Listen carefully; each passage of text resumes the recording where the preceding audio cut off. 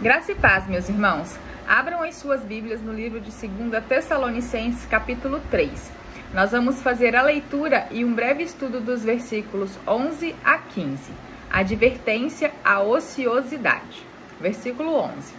Pois, de fato, estamos informados de que entre vós há pessoas que andam desordenadamente, não trabalhando. Antes, se intrometem na vida alheia. A elas, porém, determinamos e exortamos no Senhor Jesus Cristo que, trabalhando tranquilamente, comam o seu próprio pão. E vós, irmãos, não vos canseis de fazer o bem. Caso alguém não preste obediência à nossa palavra dada por esta epístola, notai-o, nem vos associeis com ele, para que fique envergonhado. Todavia, não considereis por inimigo, mas adverti-o como irmão. Graça e paz, meus irmãos. Vamos continuar o estudo aqui, 2 Tessalonicenses, capítulo 3. Lembrando que aqui Paulo está trazendo uma advertência aos irmãos de Tessalônica sobre a ociosidade. Nesse trecho do estudo aqui, dos versículos 11 a 15, diz o seguinte: pois de fato estamos informados que entre vós há pessoas que andam desordenadamente e não trabalham. Paulo não estava lá em Tessalônica. Paulo estava enviando uma carta, mas ele estava informado das coisas que estavam acontecendo na sua ausência. Ele estava atento aos comportamentos dos irmãos de Tessalônica e estava exortando eles, estava advertindo, estava motivando eles a continuarem vivendo conforme os mandamentos de Jesus Cristo. Lembrando que Paulo é só o mensageiro, ele está levando a palavra, mas a palavra não é de Paulo, é de Jesus. Eu trouxe uma referência bíblica aqui e eu quis buscar lá em Gênesis, no comecinho da história da humanidade, no comecinho ali da palavra de Deus, falando sobre o trabalho, que está lá em Gênesis 3, versículo 19. E aqui é Deus falando para Adão. Com o suor do seu rosto você comerá o seu pão, até que volte à terra, visto que dela foi tirado, porque você é pó e ao pó voltará. Então, o trabalho, ele vem fazendo parte da vida do homem desde o início da criação. Nesse caso, não é o foco desse estudo, mas se vocês quiserem dar uma olhadinha para relembrar, está lá em Gênesis capítulo 3. Continuando o versículo 11 aqui diz: então Paulo vinha dizendo, pessoas que andam desordenadamente, não trabalhando, antes se intrometem na vida alheia. Ou seja, as pessoas que não trabalham, que têm muito tempo livre, elas acabam usando esse tempo de forma errada e se intrometem na vida dos outros. Aqui eu trouxe uma referência que está lá em 1 Pedro, capítulo 4, versículo 15, onde Pedro diz: não sofra, porém, nenhum de vós como assassino, ou ladrão, ou malfeitor, ou como quem se intromete em negócios de outrem. Aqui Pedro, ele está colocando no mesmo patamar o assassino, o ladrão, o malfeitor e a pessoa que se intromete na vida alheia ou dos negócios de outrem, como está dizendo aqui na palavra. Porque nós temos que lembrar, meus irmãos, não existe pecadinho e pecadão. Existe o pecado, mas pela graça e pela bondade de Deus, também existe o perdão. Versículo 12. A elas, aquelas pessoas que andam desordenadamente, porém determinamos e exortamos no Senhor Jesus Cristo. Está vendo aqui? Paulo, ele está se alicerçando no poder de Jesus. Ele está reforçando que o mandamento não é dele, o mandamento é de Jesus. Que trabalhando tranquilamente, comam o seu próprio pão. Aqui, meus irmãos, vale a gente prestar bastante atenção nesse versículo 12, porque eu já vi várias vezes essa palavra sendo estudada, sendo pregada e passando um contexto diferente desse que eu estou trazendo a vocês hoje. As pessoas interpretam aqui, trabalhando tranquilamente, ou seja, sem se dedicar muito, sem correria, sem se esforçar muito, é tranquilo, sossegado, de boa, vai empurrando com a barriga. No meu entendimento, meus irmãos, não é isso que está dizendo a palavra. O tranquilamente aqui está relacionado com a paz, confiança e segurança que vem de Deus, uma paz que Jesus dá e que é encontrada no sossego e na confiança em Deus e não na força humana. Então, não se diz aqui que você tem que trabalhar pouco, você não precisa correr, não precisa se dedicar. Não, no meu entendimento, não é isso que está dizendo a palavra.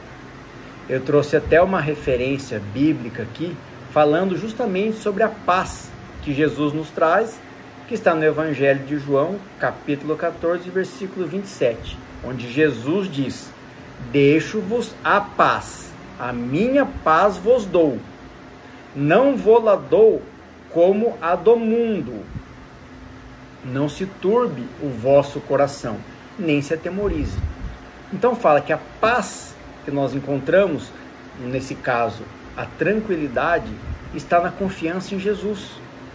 Não é a paz que o mundo nos oferece, que, entre aspas, tá? Através do dinheiro, da segurança financeira. No versículo 13: e vós, irmãos, não vos canseis de fazer o bem. Eu sempre faço questão de reforçar, meus irmãos, que Paulo, ele está sempre alicerçado nas Escrituras Sagradas, na Palavra de Deus, nos ensinamentos e mandamentos de Jesus. Eu trouxe uma referência aqui para comparar com essa fala de Paulo no versículo 13 dessa carta, que está lá em Gênesis 12:2, que é uma referência que eu uso constantemente nos estudos, porque ela é muito importante, onde Deus está fazendo a promessa a Abraão. E ele diz o seguinte, Deus diz: de ti farei uma grande nação, e te abençoarei e te engrandecerei o nome. Agora, o mandamento que Deus dá a Abraão: sê tu uma bênção. Deus ordena, manda, determina para Abraão: Abraão, sê tu uma bênção. Não se canse de fazer o bem. E aí está a correlação com o que Paulo diz aqui aos Tessalonicenses. No versículo 14: caso alguém não preste obediência à nossa palavra, dada por esta epístola, notai-o. Então Paulo está dizendo assim, ó, fiquem de olho, prestem atenção nessas pessoas que estão desobedecendo. Desobedecendo o quê? A nossa palavra. A nossa palavra, meus irmãos, não é porque a autoridade vem de Paulo, a autoridade vem de Jesus. Paulo, ele é o mensageiro. Continuando aqui o versículo 14: nem vos associeis com ele, para que fique envergonhado.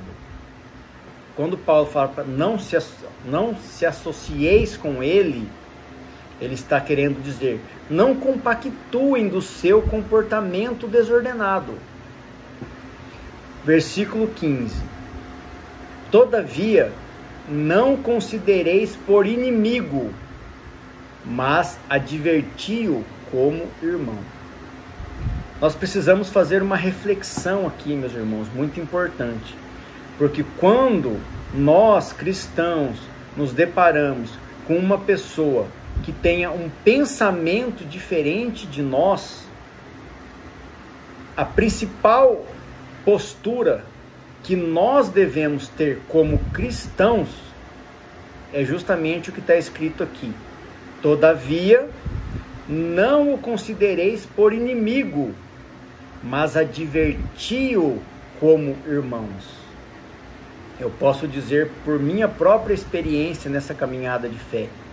Por muitas vezes, quando eu contestei, eu questionei tanto o ensino baseado na palavra de Deus, como usos e costumes, tradições, constituições internas, regulamentos, rituais, na maioria das vezes, meus irmãos, eu fui tratado com hostilidade e não com amor. Eu fui sim considerado por um inimigo, apenas porque eu estava fazendo um questionamento. E a frase mais comum que a gente ouve nessas situações é: não está satisfeito? Procura outra igreja. Se você quiser ficar aqui, tem que ser do nosso jeito. Meus irmãos, para concluirmos esse pequeno estudo, quero fazer uma consideração. Paulo traz nesse capítulo algumas orientações sobre o trabalho e a convivência social dos irmãos em Cristo. Lembrando que essa carta é para os cristãos, não é para os ateus, não é para as pessoas que são contra Cristo, para os judeus, é para os cristãos. É importante estudarmos com cuidado toda a Escritura e analisarmos cada versículo para termos o entendimento da mensagem. Se olharmos superficialmente para esse capítulo, nós vemos Paulo sendo duro com os irmãos que não trabalham e vivem às custas dos outros. E muitas vezes nós podemos copiar esse comportamento de Paulo, sendo duro com os irmãos que estão andando desordenadamente. Mas a nossa principal função como cristãos, como servos, como discípulos, como seguidores de Cristo, é obedecer os seus mandamentos. Todos nós temos esse entendimento, em total acordo com Paulo, tá? Não estou contradizendo Paulo. E vivemos em uma sociedade moldada nos ensinos e mandamentos de Deus. Maravilha! No meu entendimento pessoal, o versículo mais importante desse capítulo foi o versículo 15, onde Paulo diz: não o considereis por inimigo. Observem que os mandamentos de Jesus são colocados sempre como prioridade. Eu costumo trazer a referência de Mateus 22, dos versículos 37 a 39, quando eu vou falar sobre os mandamentos, os dois principais mandamentos que Jesus nos deixou: amar a Deus sobre todas as coisas e amar ao próximo como a ti mesmo. Quando Paulo diz: não o considereis por inimigo, antes adverti-o como irmão. O que Paulo está dizendo? Ame o teu próximo como a ti mesmo. Nós iniciamos o estudo do capítulo 3 dessa carta com a seguinte afirmação. Eu que disse, tá? Não está escrito na Bíblia. Jesus é maior do que Paulo. Eu disse isso lá no estudo do capítulo 3, versículo 6. E o que eu quis dizer com isso? Sempre devemos obedecer à hierarquia espiritual. É óbvio que Jesus é maior do que Paulo. Devemos estudar, aprender e aplicar os ensinos de Paulo e de todos os demais apóstolos. São homens de Deus, são ferramentas que foram utilizadas para nos trazer as Escrituras, o manual de instrução da nossa vida. Mas nós devemos sempre ver com os olhos de Jesus. Será que o entendimento que estamos tendo desse assunto está correto? Como Jesus agiria diante desta situação? Não estou dizendo que nesse caso Paulo está agindo contra Jesus, muito pelo contrário, eu estou alertando a nós mesmos, a nós 2025, leitores, estudantes que estamos tentando aprender, aplicar e viver conforme a palavra de Deus. Será que nós mesmos estamos com os nossos olhos espirituais abertos? Ou nós precisamos melhorar o nosso entendimento da palavra? Sempre buscando, meus irmãos, enxergar o mundo com os olhos de Jesus. Que tudo seja feito para a honra e glória do nosso Senhor Jesus Cristo. Amém.